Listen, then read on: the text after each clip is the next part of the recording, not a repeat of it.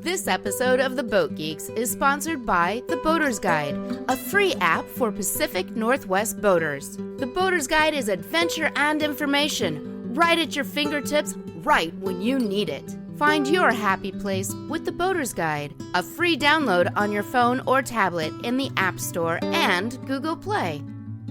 All right, here's another very special episode of the Boat Geeks podcast, recorded live on location at the Port Townsend Wooden Boat Festival 2024. The 47th annual Port Townsend Wooden Boat Festival, which is the granddaddy of wooden boat festivals in North America. Yeah, and for a very good reason. It's a small marina, but they packed that thing full of amazing wooden boats, from the tiniest dinghy all the way up to motor yachts and big schooners. Yeah, it was just a pleasure sitting in between each show. We got to stare at all the boats and dream, and it was amazing to see so many beautiful boats in one place, as well as so many amazing and beautiful people in one place. We met men and women from around the world that are part of this wooden boat universe. Indeed, and it was a pleasure talking to every single one of them, and we got to meet some of you. Yeah, some of our listeners and fans we got to interact with, and that was a real treat. Let's get right into it. Here is the next episode of the Boat Geeks. From the Port Townsend Wooden Boat Festival and recorded in the Fisheries Supply, live from the Wooden Boat Festival stage, it's the Boat Geeks with Darren and Daeron. We're the Boat Geeks, whatever floats your boat. We're the Boat Geeks, it's the boat that floats that we love the most. Yes, we love the boat. Welcome to another episode of the Boat Geeks podcast, special edition. We're coming to you live from the Port Townsend Wooden Boat Festival 2024. And I am your host, Darren. And I'm your other host, Darren. And we are in the Fisheries Supply, live from the Wooden Boat Festival stage. And our guest right now, all the way from England, is Abbey Molyneux, who has a very interesting story, starting out at the apprentice level to what you do now, which is... I run a boatyard on the east coast of England in a little place called Norfolk. Wow, Right that little place. That little place, yeah. So you are the boss of this boatyard, yes? I am. Nice. I try to be. Yes. Yeah. That is awesome. I want to hear the challenges of running a boatyard of that size in that area. How big is it? How many people do you got? Where do we start? Yeah, I'm sure, The right? list is long. Yeah. So I've been in business for 3 years, and setting up, it was just me. So I did 14-hour days, 7 days a week, until the yard was big enough to take people on. I now have 2 apprentices and sort of 7 or 8 contractors that come in and out, and they work when I need them, but not full time. Yep. The biggest bit is being a boss, really. Yeah. I find it really hard. Because you're responsible for everything. Yeah. Everything rolls upward. So what led to, this is kind of just blowing my mind. How did you get into the business of running a boatyard? Like what led to that for you? And what was your prior boat experience? So I worked at a boatyard on the River Thames in London for 8 years, I think it was. And I worked as part of a big team down there. But I kind of got to a point where I was the best I could be and the highest up I could be in that yard. And I'm not a sit down person. Like, it's like, what's next? What we doing? Like, and I kind of felt like I got to the top of that ladder. And in London, you can't afford anything. You can't afford anywhere to live. I lived on a boat. I moved every 72 hours because you're not allowed to stay, even in the depths of winter. So that was really hard. And I left that, really, which was kind of heartbreaking because, like, the boatyard boys are kind of your family at the end of it, and you kind of fly the nest and disappear. And the next logical step was to go and find the next thing. And I tried to work for another company and quickly realised that I had to be my own boss. Like, this isn't going to work. Yeah. Like, so, yeah, I set my own one up. But now, if I just wanted to start a boatyard, I feel like the whole idea is so overwhelming that I wouldn't even do it.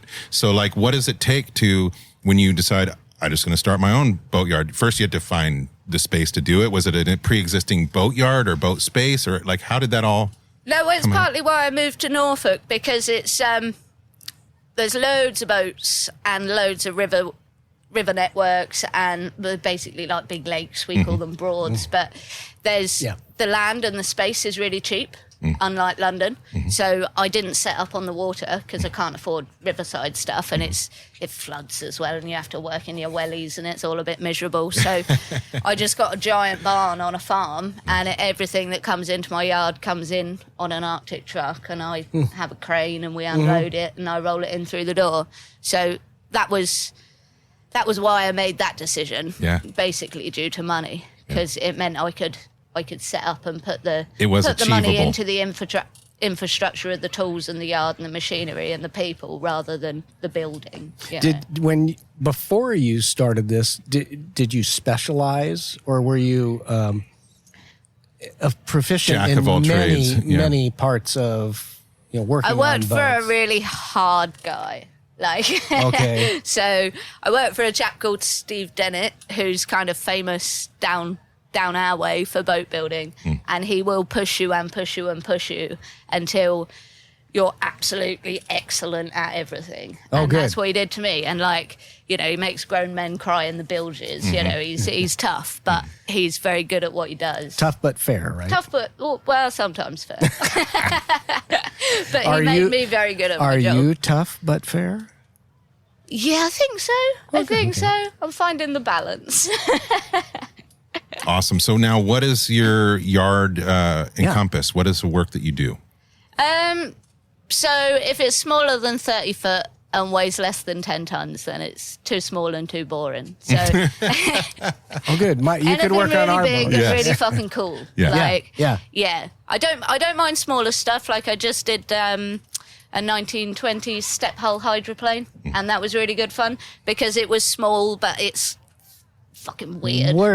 Totally unique. Yeah. And I got really creative with that and sort of created a whole scene behind it, and I took it to all the shows and we raced it. We had a pit crew, and it was just exciting. Nice. Yeah. So I'll do smaller stuff if there's that thing that So you get to pick your makes it work. interesting.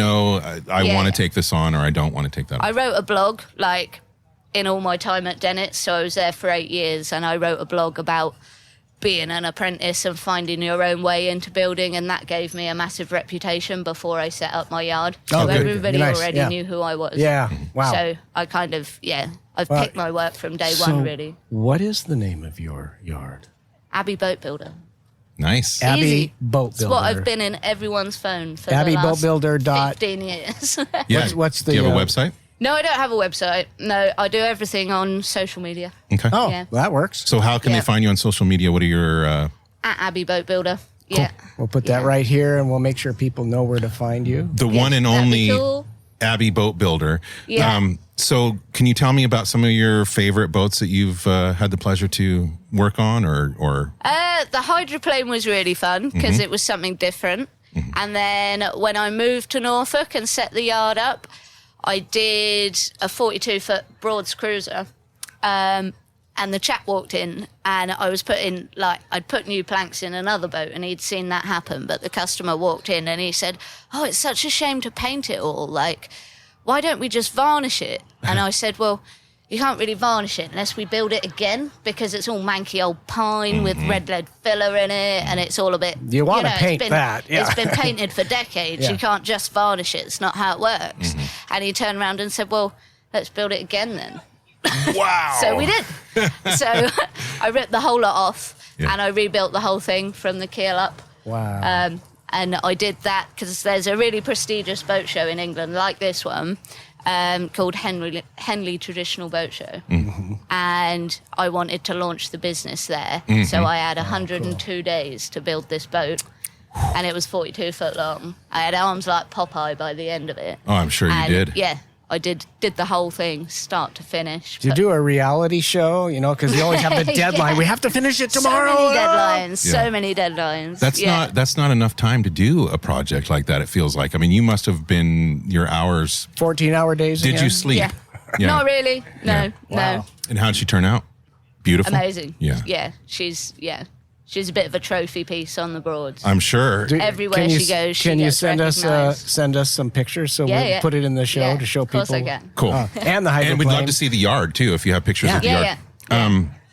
Now, when you said redo this boat, what is your situation with acquiring wood over there? What type of wood do you use for a project like that, and how hard is it to get timber and wood over there? It's difficult. Way harder than it is here. I went to Edensaw and I just I died with envy. Like, A oh lot my of people, God, you yeah. guys have it so easy. Yeah. Yep. And then, in England it's really tough. Yeah. So I use a lot of Iroko and a lot of Sapele because Yep, that's yep. easy to get. Yeah. But when I set my business up, it was really hard to source timber and get decent prices on it and not pay essentially a retail price on stuff. Yeah. And that's when my old boss came in handy because Nice I drop his connections. name There you and go. he spends, Yeah. 85 grand on one timber order and then Sure. does it again next week. Right. So you drop his name and the prices start coming Yeah. down and it's like, I'm going to ring Dennett up and I'm going to see what you charged him and Yeah. then I'll call you back. So he's kind of the reason I was able to do a lot of things so quickly is because I had him on my side. Well, you know, in a few years down the road, somebody's going to go to the same supplier and go, "Yeah, I know Abbey," and they're going to go, "Okay, we're going to give you a better price," right? That's how hope that so. works. It keeps. You working seem like you can keep up with the best of them. But what was it like for you when you got into into boat building and working in yards, and where I'm assuming it was mostly men? We interviewed Heike and we've had a few other guests. It's not been easy, you know. Yeah. So is it like that for you, or what did you find? Not really, but I think it's to do with, because we talk about this quite a lot in the Women in Boat Building Association, and I've sort of started to realise that that's due to my upbringing, because I wasn't in school and I was home educated and I had an awful lot of freedom as a kid. I got on a megabus and travelled the country and I figured out what I wanted to do with Nobody myself. telling you what you can't do. No, Yeah. nobody told me what I Yeah. can't do, and I didn't have any preconceptions because I hadn't been in school in that girl-boy environment. Right. Like, we all mixed all Right. the time. So it never even occurred to me that they wouldn't let me because I was a girl. I just Nice. rocked up and fucking See, did it. that's how Yes. much it's Yes. it's It just- environment. It's environmental. It's cultural. We are super lucky. We know that living in Port Townsend. Yeah. Both of our Yeah, boats yeah. have been worked on by as many women as men, and nobody even thinks about it or cares Yeah. about it around Yeah, here. Yeah. It's a really strange place over here. Like, I was saying to Tuckett, who I've been wandering around with, it's the first time in over a decade that anyone has seen me as a boat builder first and a girl second. There you go. Which is a really strange feeling. It's a really weird feeling. And it's, you know what? First of all, I'm glad you felt that way. But second of all, it's ridiculous that we Yeah, live in no, this yeah. world Yeah, yeah. where it's anything other than It's that. insane. Yeah. I didn't even know. I hadn't even thought about it. Because I'm kind of ballsy and I just get on with it and I just do my thing regardless. Yep. It hadn't really occurred to me what it felt like when you didn't have to fight all the time Yeah. and then you don't have to, and it's like, oh, Yeah. this is really chill. No wonder it's got such a nice atmosphere, Yeah. people are relaxed. They don't have to worry. So what is happening at your yard right now with you gone?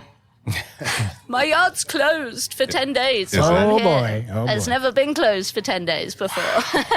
Well, thank you for coming out here and blessing us with your appearance and closing your yard. I'm sure that wasn't an easy choice to do, but I'm sure everybody here is glad that you guys made it. I'm so glad we came. Yeah, we are too. We've actually been walking around when we've had little breaks, and we've talked to people who are looking forward to seeing your. Yes, absolutely. God, Your I'm talk. so nervous. Oh, you're going to do great. You know it. Come on. Yeah.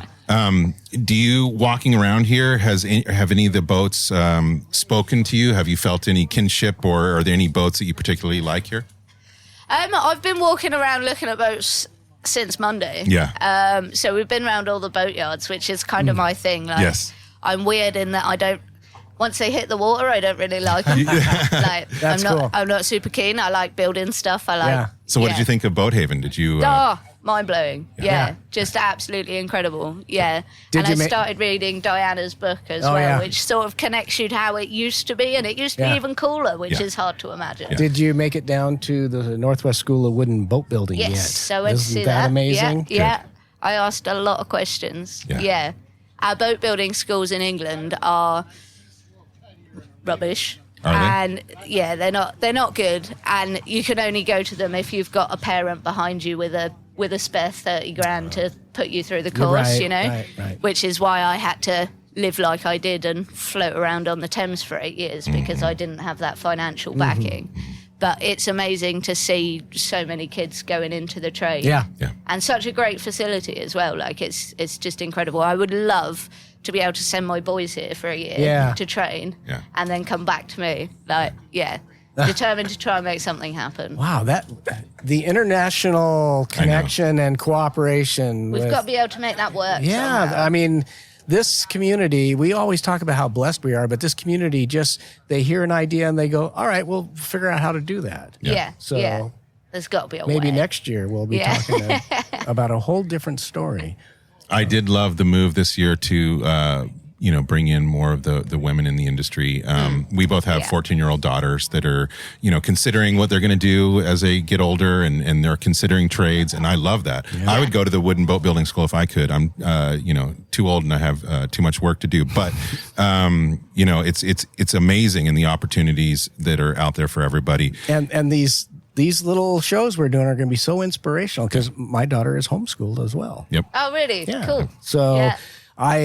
we were talking to a few people. It's like we want to prepare them to be able to do whatever they wanna want do. without a second thought. Yeah. Yeah. Like Yeah. Never crossed my mind. exactly. Yeah. And when you move through the world with that attitude, It you sees find you differently as well. you have fewer roadblocks. Yeah, So- definitely. So what is the Very future for you? Where do you see your yard going? Do you want to expand? Is there land around you that you can expand to, or are you happy exactly the way it is? What is your? Because like you said, you get to a certain Never point, and you're happy. like, yeah, exactly. No. I joke all the time that I want an empire. Yeah. That's what I want. Get it. I want 14 people. And I want Abbey the Empire. I want a team. Yes. I want to be churning out some of the best work in the country. And yeah. I want to hear everyone to that know you about it. succed at that. Yeah. Oh, I will. Yeah. Yeah, It'll I happen. have you no will. doubt. It'll I know you happen. will. Yeah. No, it's finding the space to do it. And I'm impatient. And I'm at that like weird 3-year point in business where it's too soon to do the next bit, but Yeah. I'm ready. But Yep. the business isn't. So it's building that foundation to make sure I don't fuck it up Yeah. by being impatient and trying Yeah. to do the next bit too fast. Sure. But, So yeah. patience is one of your fortes. Yeah, I don't think so okay. at all. I was just checking. No, I don't have it yet. But you do have drive and motivation and ambition, and it looks like whatever you set your sights on, you achieve. So Yeah, watch out, world. Abby's coming. So that is incredible. Abbey the Boat Builder. You can what social media? Instagram. Instagram and Facebook. Just Google Yeah. Abbey the Boat Builder. Well, the Boat Geeks will find you and we'll put the like information in and the show notes. follow. We'll That'd be follow cool. you. Yes, please. Absolutely. And I know you're going to get some fans from the Pacific Northwest that are going to follow you. Yeah. I'm becoming a fan of all these amazing guests that we've had, and I Yeah. know that I will be following I've you as met well. some of them this weekend. It's been amazing. People is. that have been following me on Facebook and Oh, isn't that following my fun? blogs for years Yeah. and years and years. Good and for it's you. like, oh, hi, I'm Chris. Yeah. It's like, oh, wow, finally. That is Very so cool. cool. Very Yeah. good to hear. Well, we hope you enjoy the rest of your time. I know that your speaking engagement today is going to go very well, so don't be nervous. You're a great speaker. Yeah. And Yeah. just it's that confidence that you have. It's awesome. So, Abbey, thank you very much for joining us. Thanks for having me Thank on. you. And enjoy your time. Cheers. And that is another episode of the Boat Geeks. And until next time, whatever floats your boat.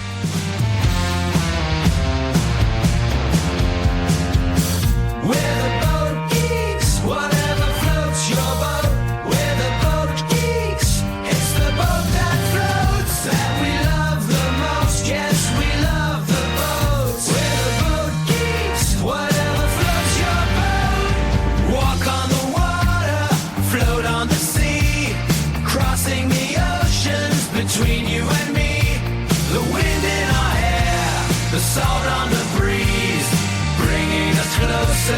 Life on the sea.